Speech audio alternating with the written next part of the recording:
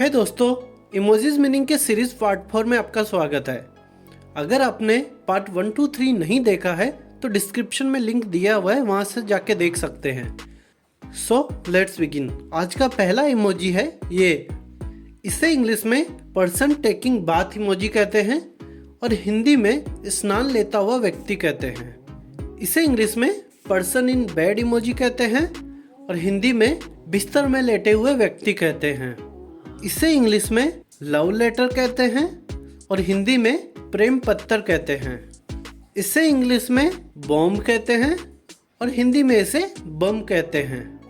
इसे इंग्लिश में GeM stone कहते हैं और हिंदी में इसे रत्न कहते हैं। इसे इंग्लिश में कैंडल कहते हैं और हिंदी में इसे मोमबत्ती कहते हैं। इसे इंग्लिश में प्रेयर बीड्स कहते हैं और हिंदी में इसे माला कहते हैं। इसे इंग्लिश में पिल कहते हैं और हिंदी में इसे गोली कहते हैं। इसे इंग्लिश में टूथ कहते हैं और हिंदी में इसे दांत कहते हैं। इसे इंग्लिश में मिलिट्री मेडल कहते हैं और हिंदी में इसे सैन्य सम्मान पदक कहते हैं। इसे इंग्लिश में ट्रॉफी कहते हैं और हिंदी में भी इसे ट्रॉफी ही कहते हैं। इसे इंग्लिश में फर्स्ट प्लेस मेडल कहते हैं और हिंदी में इसे पहले स्थान का पदक कहते हैं। इसे इंग्लिश में सेकंड प्लेस मेडल कहते हैं और हिंदी में इसे दूसरे स्थान का पदक कहते हैं। इसे इंग्लिश में थर्ड प्लेस मेडल कहते हैं और हिंदी में इसे तीसरे स्थान का पदक कहते हैं। इसे इंग्लिश में स्टूडियो माइक्रोफोन कहते हैं और हिंदी में भी इसे स्टूडियो माइक्रोफोन ही कहते हैं। इसे इंग्लिश में लेवल स्लाइडर कहते हैं और हिंदी में भी इसे लेवल स्लाइडर ही कहते हैं। इसे इंग्लिश में कंट्रोल नॉब्स कहते हैं और हिंदी में इसे नियंत्रण बटन कहते हैं। इसे इंग्लिश में हेडफोन कहते हैं और हिंदी में भी इसे हेडफोन ही कहते हैं। इसे इंग्लिश में म्यूजिकल स्कोर कहते हैं और हिंदी में इसे संगीत रचना कहते हैं। इसे इंग्लिश में म्यूजिकल कीबोर्ड कहते हैं और हिंदी में इसे संगीत कीबोर्ड कहते हैं। इसे इंग्लिश में ड्रम कहते हैं और हिंदी में इसे ढोल कहते हैं। इसे इंग्लिश में सैक्सोफोन कहते हैं और हिंदी में भी इसे सैक्सोफोन ही कहते हैं।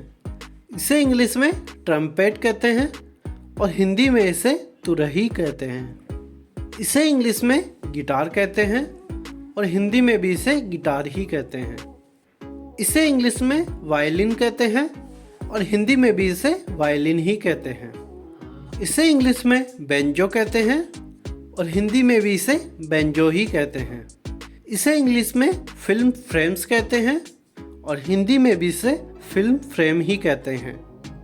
इसे इंग्लिश में वीडियो कैमरा कहते हैं और हिंदी में भी इसे वीडियो कैमरा ही कहते हैं। इसे इंग्लिश में सैटेलाइट एंटीना कहते हैं और हिंदी में भी इसे सैटेलाइट एंटीना ही कहते हैं। इसे इंग्लिश में मेंटल पीस क्लॉक कहते हैं और हिंदी में इसे मेंटल पीस घड़ी कहते हैं। इसे इंग्लिश में अलार्म क्लॉक कहते हैं और हिंदी में इसे अलार्म घड़ी कहते हैं। इसे इंग्लिश में लाइट बल्ब कहते हैं और हिंदी में इसे बत्ती कहते हैं। इसे इंग्लिश में फ्लैश लाइट कहते हैं और हिंदी में इसे टॉर्च कहते हैं। इसे इंग्लिश में दिया लैंप कहते हैं और हिंदी में इसे दिया कहते हैं। इसे इंग्लिश में रेड पेपर लालटेन कहते हैं और हिंदी में इसे लाल कागज का लालटेन कहते हैं। इसे इंग्लिश में हुक कहते हैं और हिंदी में भी इसे हुक ही कहते हैं। इसे इंग्लिश में टूल बॉक्स कहते हैं और हिंदी में इसे उपकरण बक्सा कहते हैं। इसे इंग्लिश में लैडर कहते हैं और हिंदी में इसे सीढ़ी कहते हैं। इसे इंग्लिश में मिरर कहते हैं और हिंदी में इसे दर्पण कहते हैं। इसे इंग्लिश में की कहते हैं और हिंदी में इसे कुंजी कहते हैं। इसे इंग्लिश में ओल्ड की कहते हैं और हिंदी में इसे पुरानी कुंजी कहते हैं। इसे इंग्लिश में स्क्रू ड्राइवर कहते हैं और हिंदी में भी इसे स्क्रू ड्राइवर ही कहते हैं। इसे इंग्लिश में हैमर कहते हैं और हिंदी में इसे हथौड़ा कहते हैं। इसे इंग्लिश में पिक कहते हैं और हिंदी में भी इसे पिक ही कहते हैं। इसे इंग्लिश में हैमर एंड पिक कहते हैं और हिंदी में इसे हथौड़ा और पिक कहते हैं। इसे इंग्लिश में हैमर एंड रेंच कहते हैं और हिंदी में भी इसे हथौड़ा और रेंच ही कहते हैं। इसे इंग्लिश में वाइस कहते हैं और हिंदी में भी इसे वाइस ही कहते हैं। इसे इंग्लिश में गियर कहते हैं और हिंदी में भी इसे गियर ही कहते हैं। इसे इंग्लिश में कारपेंट्री सॉ कहते हैं और हिंदी में इसे सर्कट कहते हैं। इसे इंग्लिश में नट एंड बोल्ट कहते हैं और हिंदी में भी इसे नट और बोल्ट ही कहते हैं। इसे इंग्लिश में ब्रिक कहते हैं और हिंदी में इसे ईंट कहते हैं। इसे इंग्लिश में लगेज कहते हैं और हिंदी में इसे सामान कहते हैं। इसे इंग्लिश में शॉपिंग बैग्स कहते हैं और हिंदी में इसे शॉपिंग बैग कहते हैं।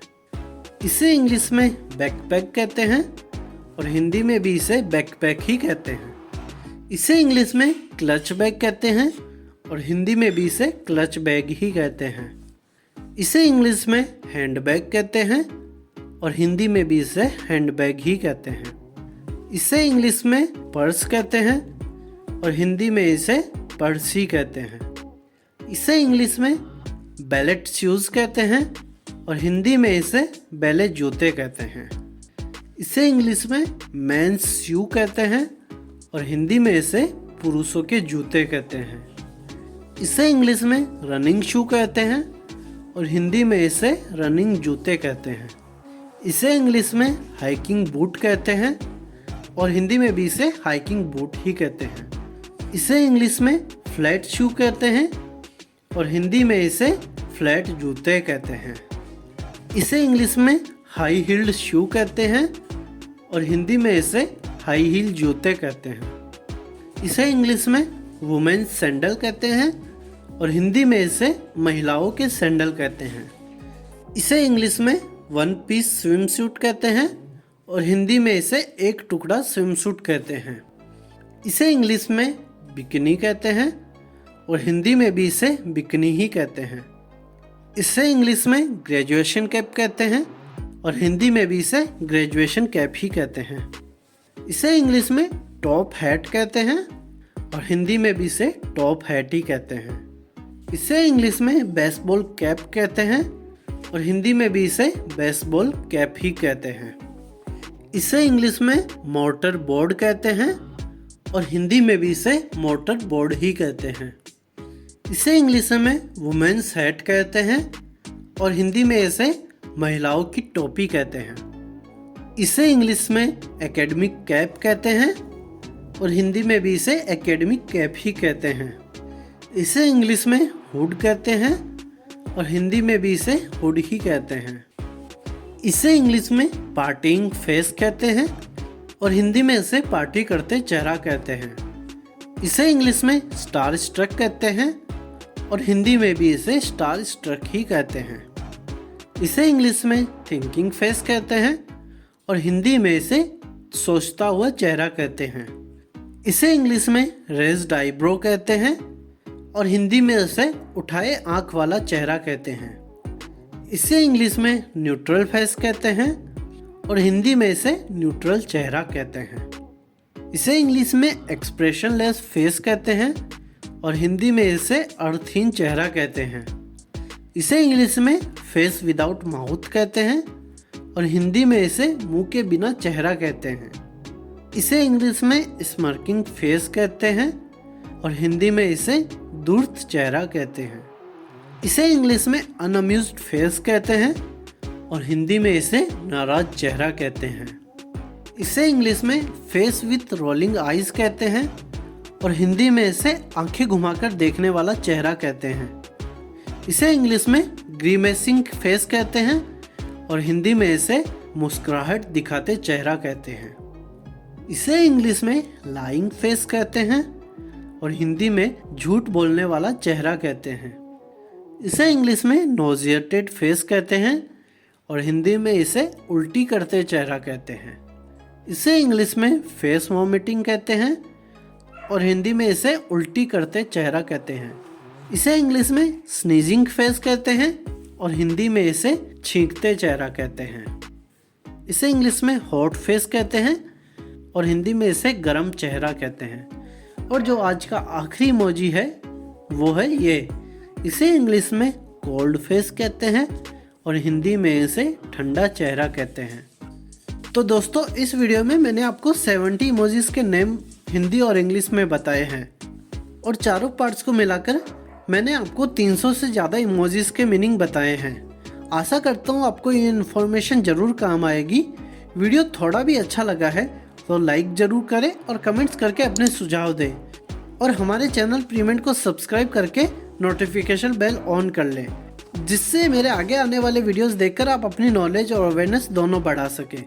Finally thank you for watching the video.